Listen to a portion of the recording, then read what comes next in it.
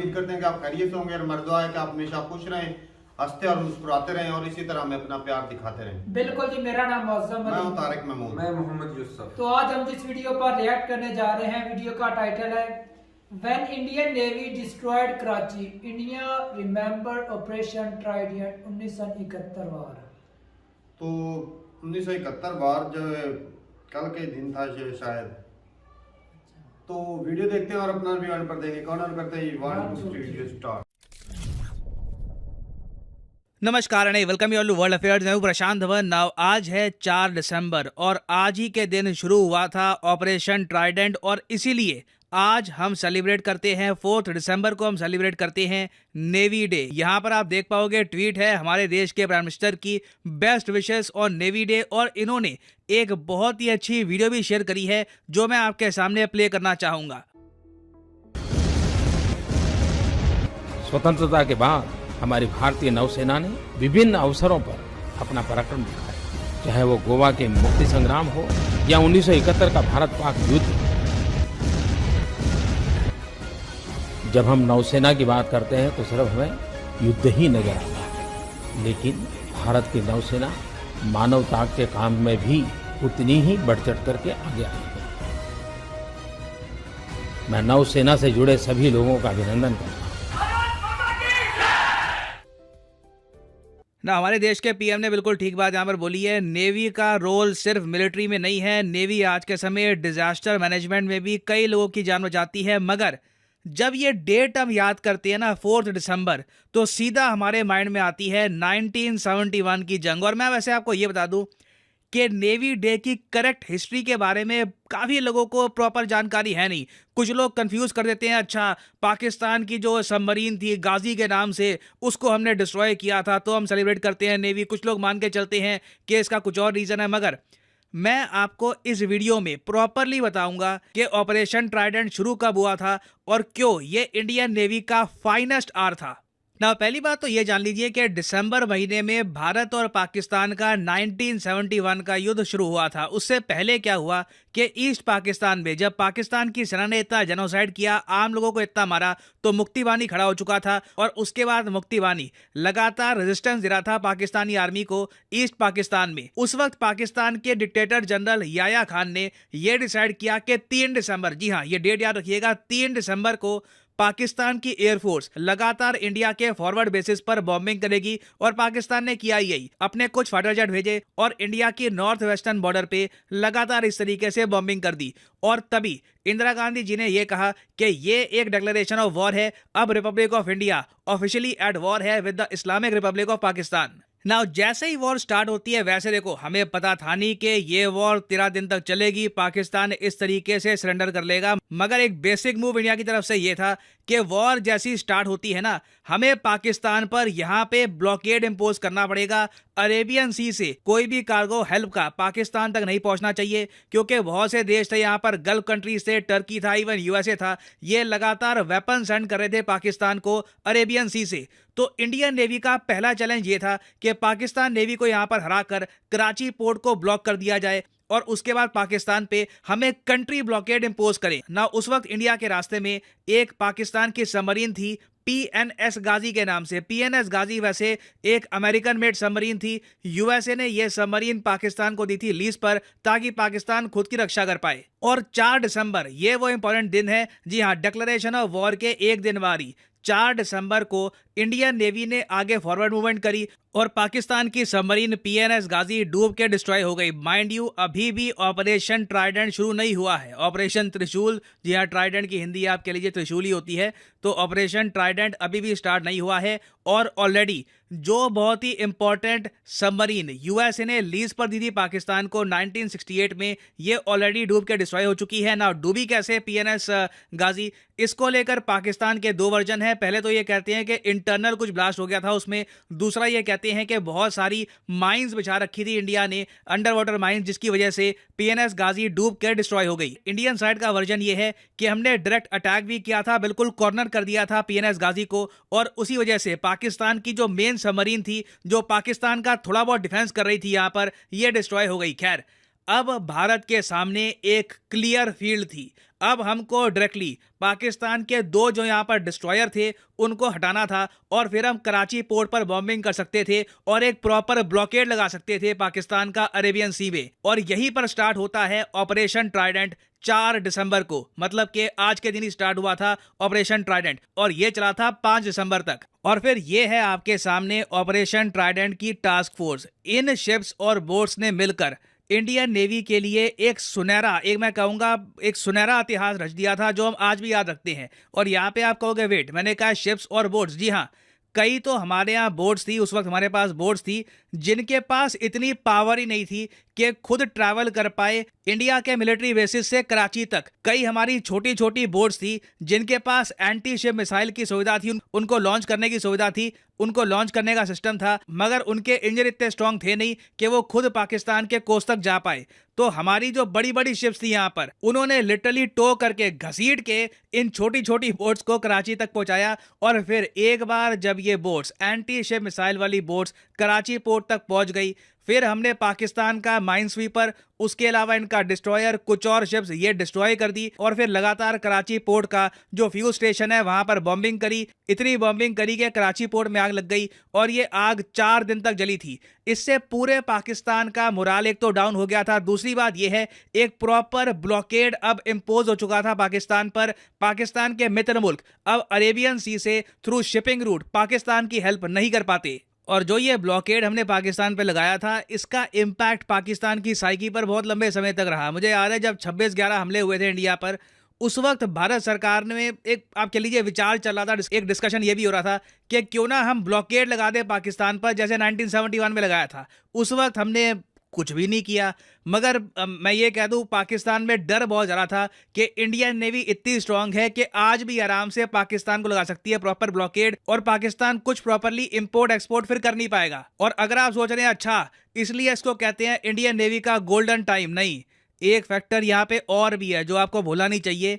ये सब हमने अकॉम्प्लिश किया 2 दिन में, एक भी कैजुअलिटी नहीं हुई, एक सेलर नहीं मरा, कोई इंजरी नहीं हुई, कुछ डैमेज नहीं हुआ हमारी शिप्स को। It was flawless, absolutely perfect. Pakistan की डिस्ट्रॉयर बिल्कुल, एक तो डिस्ट्रॉयर बिल्कुल डूब गया, एक बुरी तरीके से डैमेज हो गया जो आप रिपेयर कर नहीं सकते। फिर इनका एक जो माइन स्वीपर था ये डैमेज हो गया। कराची हार्बर का जो फ्यूल स्टोरेज टैंक था ये डिस्ट्रॉय हो गया।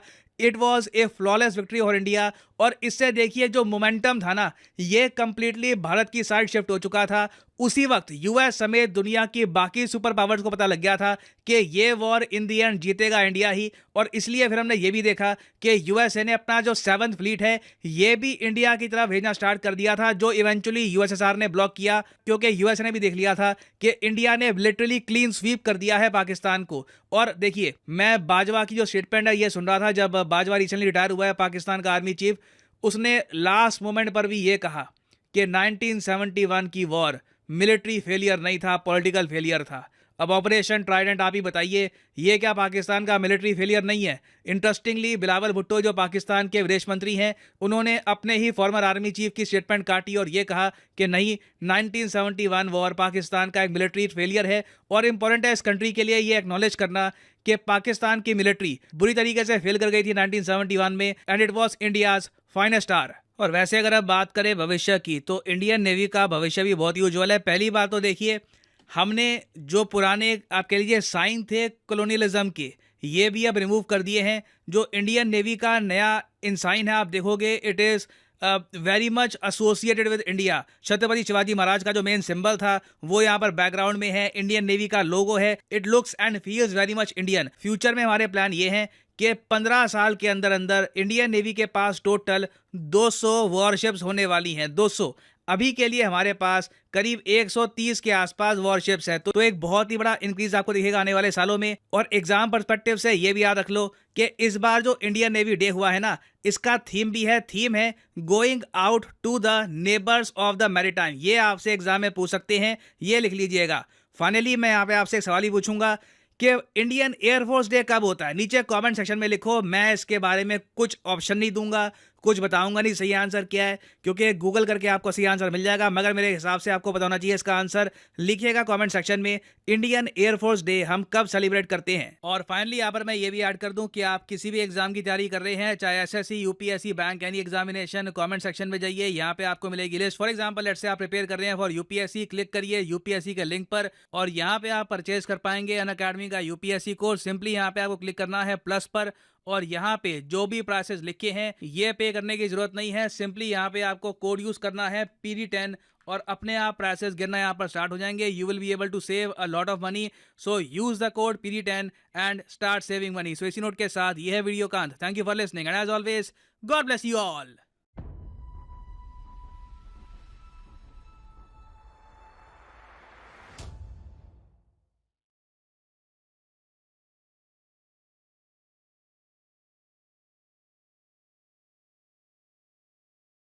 ये वीडियो खत्म हो गई और भाई साहब ये जो है ना जो ब्लेम आर्मी बाजवा साहब दे रहे थे कि ये सियासतदानों की गलती थी।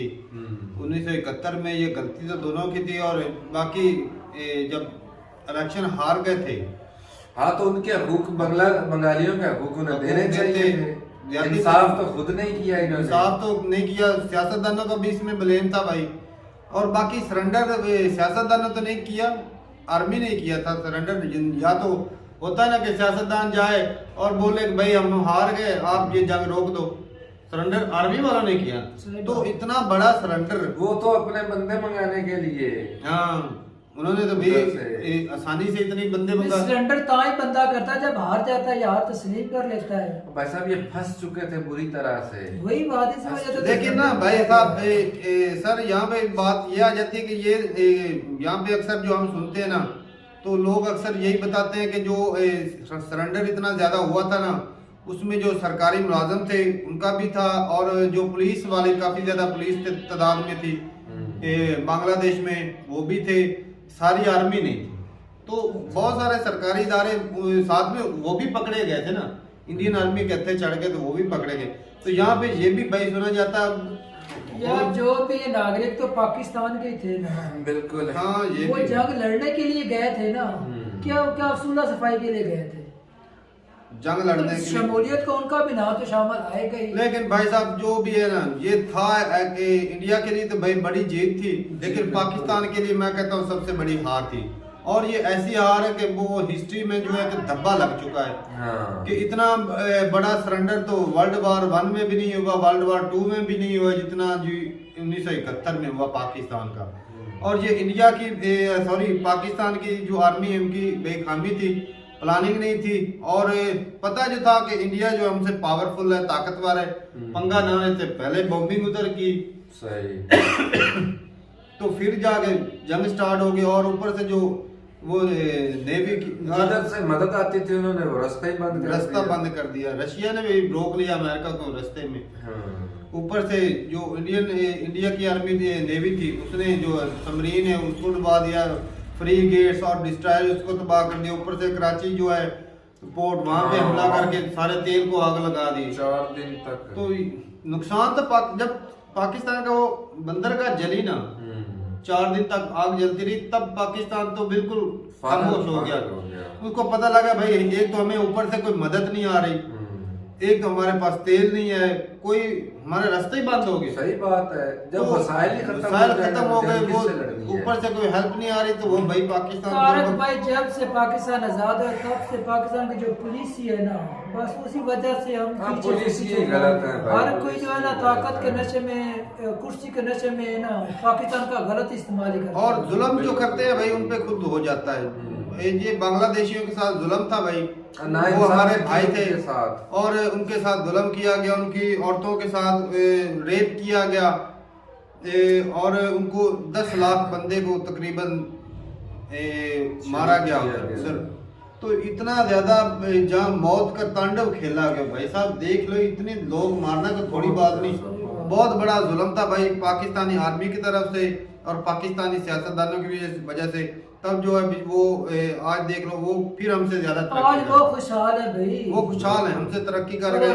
और उनका ये भी देख लो आतंकवाद में उनका कोई कभी ऐसा नाम नहीं सुना, पाकिस्तान का नाम सुना है वो देख लो फिर भी वो खुशहाल हैं। आज पाकिस्तान फिर इतना पीछे खड़ा है। तो जो हमारी पॉलिसियां थी, जो हमारी जो करप्शन, खुद के पैसे बनाना, ये सिलसिला चलता है शुरू से ही। अपने आप को मेंटेन रखना, कंट्री का कुछ नहीं सोचना। अगर वो अपनी कुर्सी का लालच ना करते, कंट्री को देखते, वो भी अपने पहले इन्होंने बोला ना, पाकिस्तान इन्होंने बोला है यार, और पहले वाली कंट्री के उकसाने पर ही बोला गया है।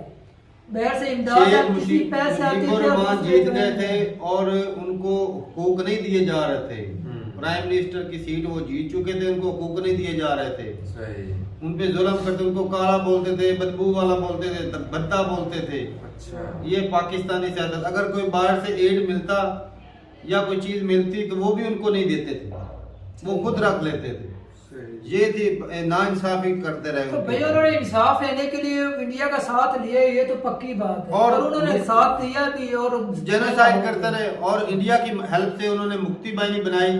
इंडिया ने उनको हथियार भी दिए, उनको ट्रेनिंग भी दी, इंडिया ने दिया। इसीलिए पाकिस्तान, इंडिया को उसमें फायदा भी था ना।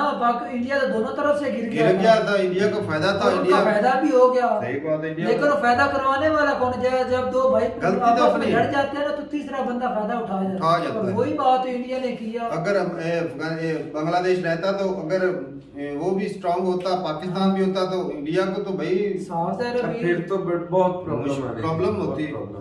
उसके साथ भी समंदर लगता है, ये भी है।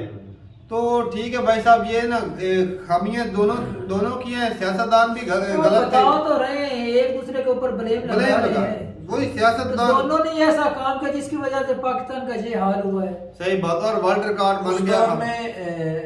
अपना भुट्टो थे वहाँ इलेक्शन में जो खड़े हुए थे, उसके मुतबादल भुट्टो और शेख मुजीबुर रहमान के। तो ठीक है भाई साहब, ये बड़ा जो एक ब्लंडर था पाकिस्तान की तरफ से। और ये एक बड़ी, वो कहते हैं ना, वो धब्बा, ये एक लानत जो होती है वो लगी है माथे पे। इतना बड़ा कंट्री हाथ से गवाया और ऊपर से अपने वर्ल्ड रिकॉर्ड बनाया 93,000 सैनिकों की जो सरेंडर किया। ऊपर से कह रहे थे कि सियासतदान के फेलियर है। जो आर्मी के जो मिशन किए गए या जो भी उधर जो लगाई गई है, वो तो सियासतदानों ने की, वो अपनी नाकस प्लानिंग थी। नाकस प्लानिंग की वजह से इतने ताकतवर नहीं थे, तो पहले था उनके कुछ ऐसी पंगा ले लिया और भुगते भी खुद। और वो भुगतान आज भी पाकिस्तानी अवाम भुगत रही है। उन बड़े बड़े में कुछ बिगड़ा है? कुछ नहीं। वो तो पैसे लेके वो तो लेते भी और बाहर चले जाते हैं। चले जी, ठीक है। अब अपनी राय जरूर बताइए कमेंट सेक्शन में। मिलते हैं वीडियो के साथ, तब तक के लिए इजाजत दें। अल्लाह हाफिज।